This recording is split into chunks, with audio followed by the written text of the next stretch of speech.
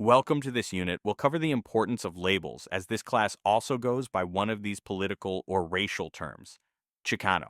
Here in the US, there are these labels that you often see on the news, and even when filling out some forms, Latino, Hispanic, and Chicano. Most people tend to confuse them. In the United States, a variety of terms are used to describe people who come from or have family roots coming from countries in Latin America and the Caribbean. Two terms are most frequently used, sometimes interchangeably, Hispanic and some variation of Latino, Latina, or Latinx. So, in this unit, we'll break them down and unpack their differences. Let's start with the term Hispanic. Before 1970, the U.S. Census Bureau classified Mexican, Cuban, and Puerto Rican immigrants as whites. Each community of Latin American origin would go by their nationality and by the region where they lived in the United States.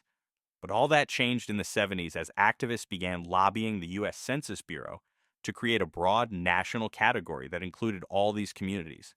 The result was the creation of the term Hispanic. The term Hispanic first appeared on the U.S. Census in 1980, marking the federal government's official recognition of people of Latin American origin. This change resulted from lobbying efforts by organizations such as the Mexican American Legal Defense and Education Fund, MALDEF, which aimed to ensure that their communities were accurately represented in census data. As a result, a question about Hispanic origin was included on the census form. Before this, individuals of Latin American descent were often classified as white or identified solely by their specific nationality, which led to an undercounting of the Hispanic population. While Hispanic provided a way to count the Latinx population, it has been criticized for being too broad, potentially erasing cultural distinctions within the diverse Latin American community, and for being linked primarily to the Spanish language rather than broader cultural identity. The Census Bureau estimates 65.2 million Hispanics in the U.S. as of July 1st, 2023. They made up more than 19% of the U.S. population. Hispanic originates from the Latin word Hispania, which refers to the Iberian Peninsula during the Roman Empire. Hispania is also the source of the Spanish word España, meaning Spain. However, not all Latin American citizens living in the U.S. can trace their roots back to Spain. For instance, a Mayan indigenous person from Guatemala living in San Diego, California, cannot relate to the term Hispanic as they have no ancestral connection to Spain. Similarly, a black person from the Dominican Republic may not identify with this term either. Both of their roots are not from Spain. When the word Latino is mentioned, the first thing that likely comes to mind is people from Latin America, places like Mexico, Colombia, Venezuela, and so on. But where does the history of that word come from? Has it always referred to Central and South America and the Caribbean?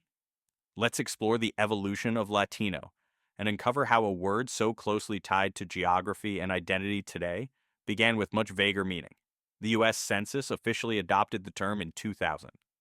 It was well received and accepted in universities and other educational institutions, where Latin American studies, courses on Latin American history, politics, and culture, were taught as part of their programs. The Latin American Awards made the word Latino more popular the same year. The term is now widely used since media plays a massive role in today's society. To trace the origin of the word Latino, let's begin in an unexpected place, ancient Italy, or as it was known around 500 BCE, Latium. The people of Latium spoke Latin, and from this region, the language spread as the Roman Empire expanded. This linguistic heritage links Latin to the Romance languages, Spanish, Portuguese, French, Italian, and Romanian, all developed from Latin. We focus on the former Roman province of Hispania, now modern-day Spain, where Spanish became the dominant language. This connection from Latium to Latin to Spanish plays a key role in forming the term Latino. In the 1850s, French economist Michel Chevalier introduced the term Latin America, or Amérique latine, to distinguish regions colonized by Latin peoples, Spanish, Portuguese, and French, from areas inhabited by Anglo-Saxons. This distinction also supported French colonial ambitions in the Americas. Chilean poet and sociologist Francisco Bilbao later adopted the term as a rallying cry against U.S. expansionism during the era of Manifest Destiny. For Bilbao, Latin America symbolized resistance to imperialism. Yet the concept of Latin America is complex. The modern definition of Latino as a person living in Latin America or of Latin American descent is surprisingly recent. Spanish and Portuguese colonization spread these Romance languages across much of the Americas. Latin America underwent a complex and dynamic process of cultural and racial mixing, commonly referred to as mestizaje. This process involved the blending of diverse ethnic groups, giving rise to a wide range of distinct cultural and racial identities. A significant aspect of mestizaje was the intermixing between Spanish colonizers and the indigenous peoples who originally inhabited the region. In addition, the transatlantic slave trade brought millions of Africans to Latin America, further contributing to the rich tapestry of ethnic diversity. As a result, Latin American societies today reflect a vibrant fusion of indigenous, European, African, and in some cases Asian influences, shaping the region's unique cultural, linguistic, and social landscapes.